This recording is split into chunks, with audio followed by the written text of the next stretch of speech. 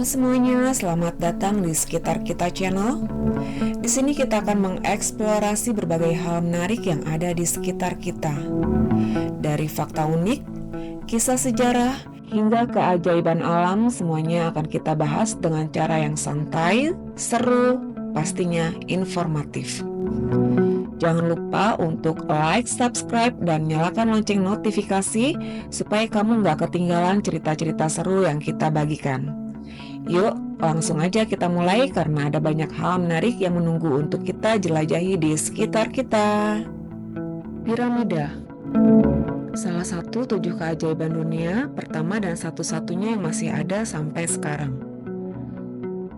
Tahukah kamu piramida Giza bukanlah satu-satunya piramida yang ada di luar sana, dan ini bahkan bukan yang pertama. Awalnya ada piramida bagus tapi nggak populer. Aku cuma ngarang kembali ke cerita di Mesir kuno. Diyakini bahwa para raja dipilih oleh para dewa untuk melayani bumi sebagai perantara mereka di akhirat. Mereka pun akan menjadi dewa. Kompleks piramida dibangun untuk memastikan bahwa raja memiliki semua yang mereka butuhkan di akhirat. Kompleks ini mencakup piramida istana dan kuil-kuil makam di dalam piramida. Tempat raja bersemayam dipenuhi banyak hal yang mungkin mereka butuhkan, seperti perabotan, makanan, dan bejana emas sebenarnya. Piramida pertama telah dibangun 80 tahun sebelumnya. Piramida nggak muncul secara keseluruhan, ada sekitar 100 piramida. Piramida, salah satu 7 keajaiban dunia, pertama dan satu-satunya yang masih ada sampai sekarang. Tapi beberapa di antaranya belum selesai karena pembangunannya memakan waktu lama dan tidak semua. Firaun hidup cukup lama untuk melihat akhir pembangunannya. Sekarang kita bahas tentang konstruksinya. Piramida Giza yang terbesar setinggi gedung 40 lantai. Bagaimana mereka bisa membangun struktur sebesar itu 5.000 tahun yang lalu, jauh sebelum mesin dan peralatan lainnya ada. Yuk kita cari tahu. Firaun Khufu naik tahta sekitar tahun 2575 sebelum Masehi dan arsiteknya memulai pembangunan. Piramida tertua dan terbesar di Giza, dia memperkirakan lebih dari 2 juta blok batu kapur harus digunakan untuk membangun piramida. Masing-masing dengan berat sekitar 2,5 ton, sekitar berat seekor badak. Sang arsitek ingin menyelesaikan pembangunannya dalam waktu 20 tahun untuk mewujudkannya. Sebongkah batu harus dibawa dan didorong ke tempatnya setiap 4 menit 24 jam sehari. 7 hari seminggu dan 365 hari dalam setahun, kecuali kehabisan, jadi jelas banyak pekerja dibutuhkan untuk mewujudkannya. Banyak yang percaya bahwa yang bekerja di lokasi pembangunan piramida adalah para budak, tapi itu tidak benar. Para pekerja datang dari seluruh penjuru Mesir. Untuk berkontribusi dalam proyek ini, semuanya berjumlah sekitar 25.000 orang.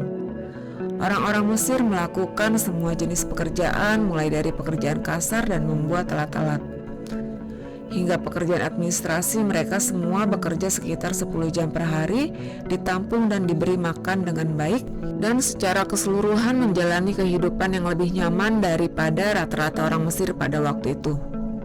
Konon, para pembangun tinggal di kota terdekat dan merupakan komunitas yang sangat terorganisir dengan pemimpin yang kuat. Piramida-piramida tersebut tampaknya dirancang untuk sejajar dengan arah-arah kompas dan sisi-sisinya melambangkan sinar matahari, tapi pada saat itu tidak ada kompas. Orang Mesir kuno menemukan arah mata angin sendiri dengan sangat presisi, luar biasa untuk menyelaraskan piramida. Mereka menggunakan 2 rasi bintang lokasi pembangunannya di tepi barat Sungai Nil.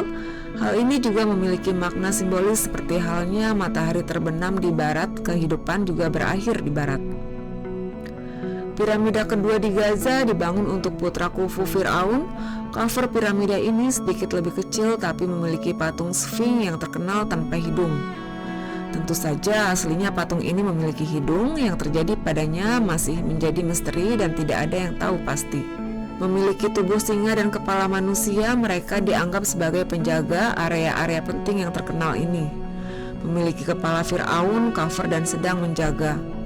Piramidanya menghadap ke arah matahari terbit. Sphinx adalah salah satu patung terbesar dan tertua di dunia. Awalnya patung ini tidak hanya memiliki hidung tapi juga berwarna. Para ilmuwan telah menemukan jejak warna merah pada wajahnya, jadi kemungkinan besar Sphinx dicat merah. Ada juga sisa-sisa warna kuning dan biru di tubuhnya, hingga sebatas bahunya. Sampai seorang petualang dengan tim beranggotakan 160 orang menggalinya. Yuk kita kembali ke konstruksi. Para pekerja tentu saja membutuhkan balok-balok batu. Ada dua tempat utama untuk mendapatkan batu-batu ini. Satu, sumber dekat dengan lokasi pembangunan, tapi batu kuning berlapis fosil itu hanya cocok untuk bagian dalam piramida. Blok-blok batu kapur untuk bagian luar diangkut dari jarak 13 km dengan kereta luncur panjang 9 kaki. Tampaknya tidak terlalu sulit untuk menariknya. Pasir yang dicampur air dalam jumlah yang tepat cukup licin dan 10 orang dapat menggerakkan kereta luncur. Bahkan dengan batu seberat itu, anehnya memotong balok batu kapur bukanlah masalah terbesar. Ketika berada di tanah, batu kapur itu lunak dan bisa dibelah dengan relatif mudah, tapi setelah terkena udara, batu kapur mengeras. Jadi bagian tersulit adalah membentuk balok-baloknya.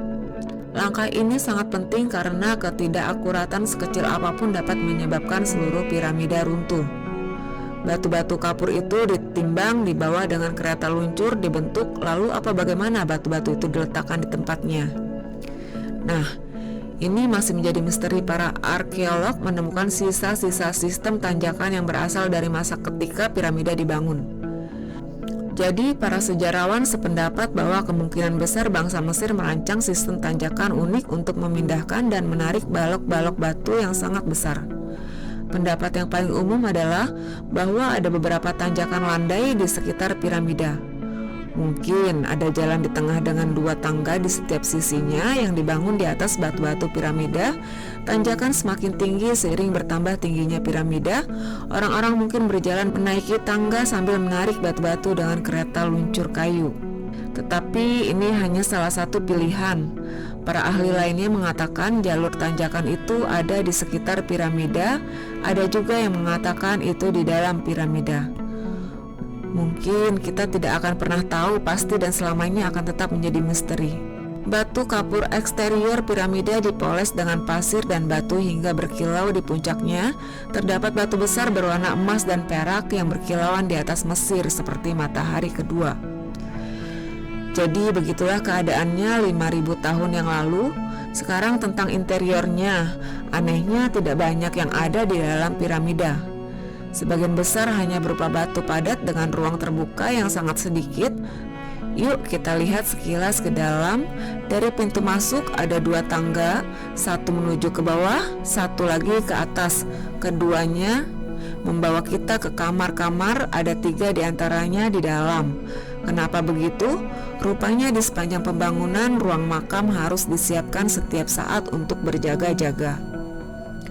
Jika Fir'aun meninggal sebelum pembangunan berakhir, jadi ruang-ruang terpisah dibangun satu demi satu. Seiring pembangunan yang terakhir adalah yang utama, kamar raja. Disinilah Khufu bersemayam. Ini adalah ruangan terbesar di jantung piramida dan ada sebuah lorong besar yang mengarah ke sana. Kemungkinan besar ini digunakan semacam lift untuk memindahkan granit ke atas guna membangun interior. Granit juga digunakan untuk membuat balok penyangga setinggi 5 lantai. Untuk memastikan piramida tidak runtuh, kita bisa melihat bahwa itu berhasil karena masih berdiri selama berabad-abad. Sayangnya tidak satupun dari ruang-ruang ini yang memiliki hieroglif di dindingnya. Jika ingin melihat tulisan-tulisan tersebut, kamu harus pergi ke makam di dekat piramida. Karya-karya seni itu merupakan penggambaran budaya dan kehidupan sehari-hari masyarakat Mesir kuno. Tulisan-tulisannya memungkinkan para peneliti untuk mempelajari bahasa dan tata bahasa mereka. Harta karun yang dulunya ada di dalam piramida telah diambil oleh orang-orang. Ada juga banyak terowongan dan lorong rahasia di dalam piramida, tetapi bahkan sampai saat ini tidak ada yang tahu. Seluruh dana interiornya para ilmuwan telah mengirimkan robot kecil dengan kamera di dalam selama bertahun-tahun, tapi masih banyak yang belum kita ketahui tentang piramida. Sekarang mereka mencoba menggunakan sinar X untuk memindahi piramida dari luar tanpa harus memasukinya. Jadi orang-orang Mesir kuno berhasil menciptakan misteri yang belum bisa dipecahkan oleh siapapun selama 5000 tahun.